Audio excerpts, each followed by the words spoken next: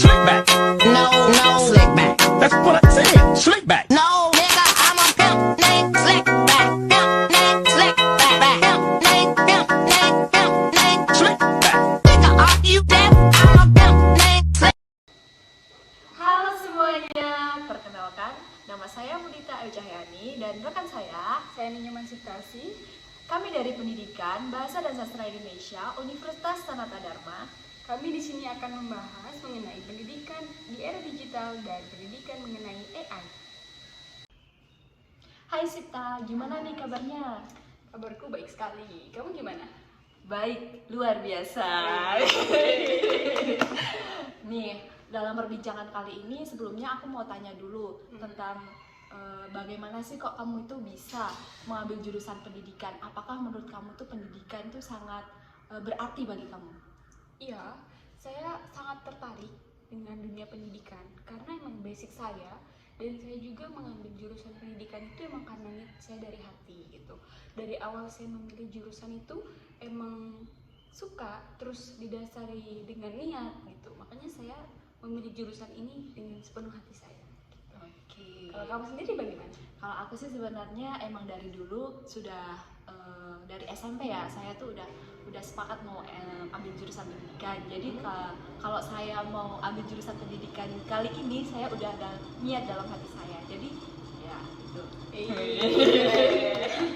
Nah, tadi kan kita udah bincang-bincang mengenai jurusan pendidikan nih. Nah, sekarang aku mau langsung ke topik nih. Ya. Menurut kamu, apa sih yang kamu ketahui mengenai pendidikan di era digital ini? Oke, pendidikan digital ini sangat beragam ya. Mulai dari penggunaan internet, apalagi zaman sekarang. Sekarang itu semakin canggihnya internet, anak-anak zaman sekarang penggunaan internet itu semakin lancar. Kayak penggunaan gadget. Nah, dari sana itu kita bisa menilai dampak-dampak dari penggunaan gadget sehingga penggunaan internet dapat mempengaruhi aktivitas otak kita gitu. Jadi kita sebagai pendidik di zaman sekarang, kita sebagai calon guru, kita itu harus benar-benar bisa memilah dan memilih bagaimana penggunaan digital pada saat ini gitu. Kalau kamu sendiri tahu nggak mengenai pendidikan di era AI itu gimana? Apa yang kamu ketahui? Kalau menurut aku sendiri ya, kalau pendidikan AI itu kan kita, kalau mengenai AI dulu ya, mengenai AI itu kan kecerdasan buatan. Nah, jadi kalau di sini AI dalam pendidikan itu bagaimana seorang guru itu menggunakan kecerdasan buatan ini secara baik dan bijaksana. Jadi di sini juga ada manfaatnya juga, ada dampaknya, dan juga mengimplementasikan bagaimana AI ini dipergunakan untuk pendidikan. Nah, masuk ke topik kedua nih sih. Dari menurut pandangan kamu nih, bagaimana tanggapan kamu mengenai teknologi era digital sekarang ini? Gimana nih? Kalau menurutku nih, kita tadi sudah membahas nih cara memilah dan memilih pendidikan di era digital. Nah, di era digital ini memiliki dampak negatif dan dampak positifnya. Nah, kalau dari dampak positifnya, era digital ini memiliki akses pendidikan secara global, di mana akses pendidikan di seluruh dunia menggunakan pembelajaran secara online. Jadi, kita bisa mengakses pendidikan itu secara online dengan mudah dan cepat. Karena tidak semua pembelajaran itu ada di buku, jadi kita tidak ada waktu untuk maksudnya bukan nggak ada waktu sih, kayak kalau kita mencari di buku dulu itu Agak sulit gitu ya, dan terus kurang efektif gitu. kurang efektif juga. Jadi kalau kita mencari di internet itu kita ketik udah langsung muncul apa yang kita cari gitu kan, tapi nggak semuanya di internet itu lengkap.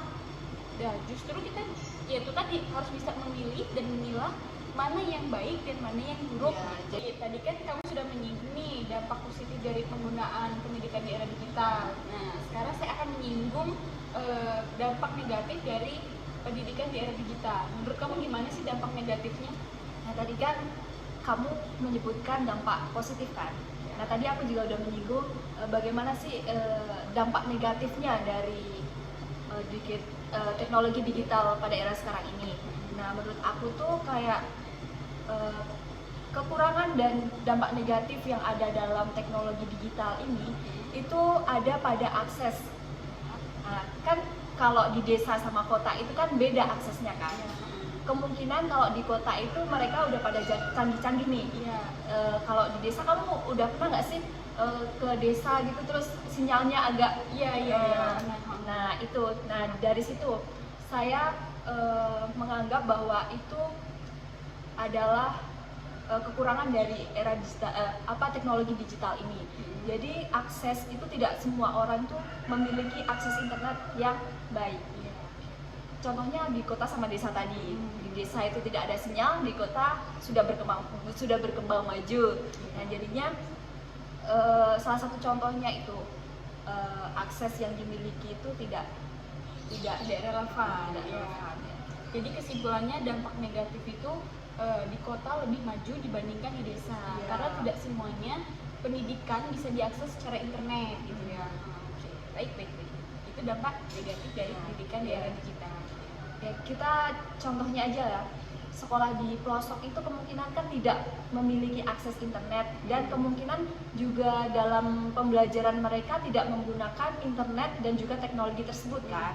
Maka dari itu kayak kurang efektif kalau semisal kemajuan teknologi ini dibandingkan dengan itu tadi daerah terpencil tadi.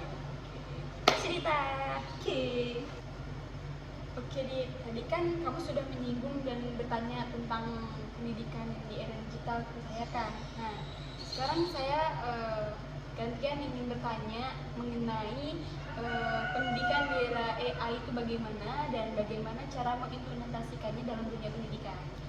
Dalam AI sendiri itu kan tadi kecerdasan buatan kan.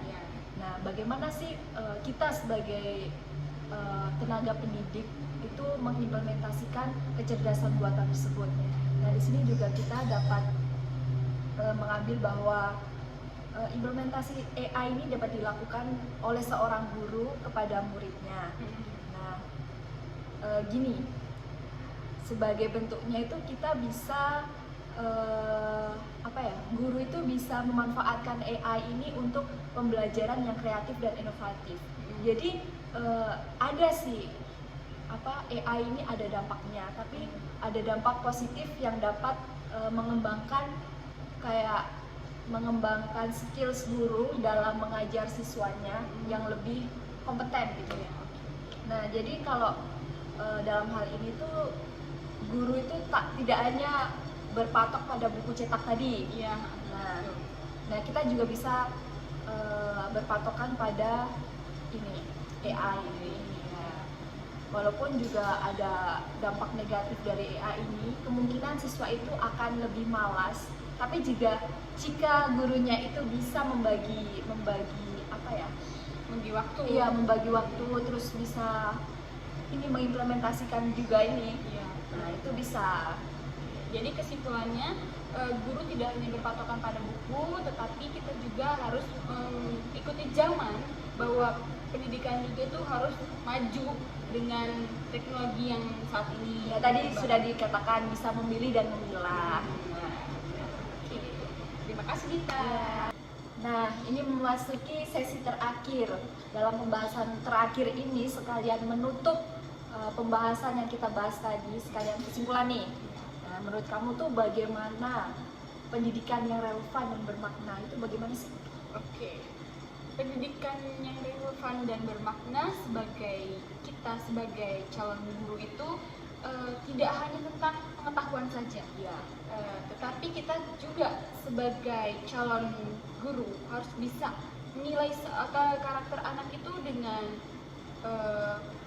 sikapnya, karakternya bagaimana. Tidak semuanya tentang pengetahuan saja. Jadi tidak semuanya itu dalam akademik, tapi juga sikap dan karakter yang dibutuhkan sekarang itu emang karakter sih. Iya, benar. Karena kita dari sikap, dari hal kecil dulu kita nilai, dari sikap, terus dari cara dia berbicara, tata dia sopan atau tidaknya itu bagaimana gitu. Itu yang kita bisa nilai dari karakter seorang siswa. Ya.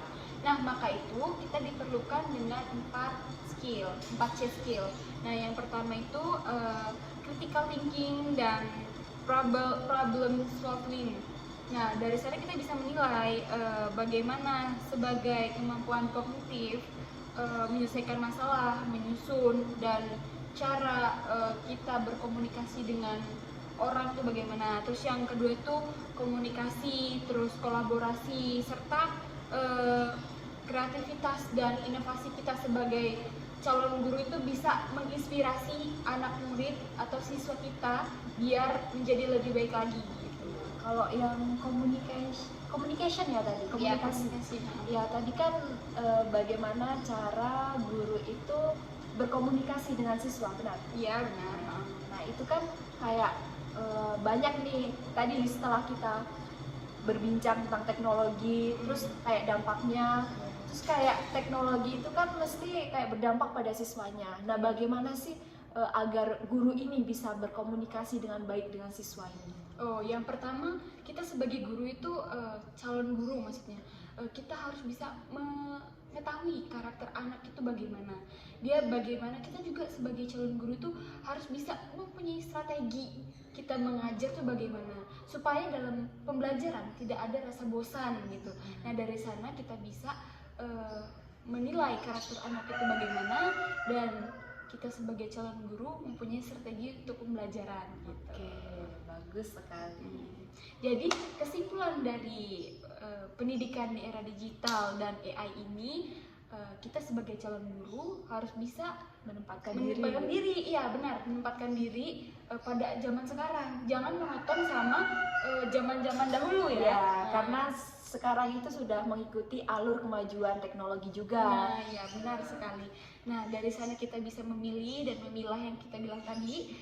Kalau pendidikan di era digital ini nggak semuanya bagus dan tidak semuanya benar gitu ya. Jadi netral gitu ya. Netral bisa. Tergantung kitanya sendiri bisa memilah atau memilih atau tidaknya baik buruknya dari pendidikan di era digital dan AI ini gitu. Iya sih, ada dampak bagusnya juga ada dampak buruknya. Iya, benar. Jadi kalau cara kita menyikapinya itu tinggal bagaimana saja gitu kan. Iya, benar. Itu cara kita menyikapi pendidikan di era digital dan AI ini. Iya. Gitu. Oke. Terima kasih kita. Terima kasih Sifta. Oke. Sekian podcast dari saya mengenai pendidikan era digital dan AI. Apabila ada salah kata, kami mohon maaf. Saya Mudita Cahyani dan rekan Saya Ninya Masita Asi, pamit undur diri. Bye bye, see you next time. Terima kasih.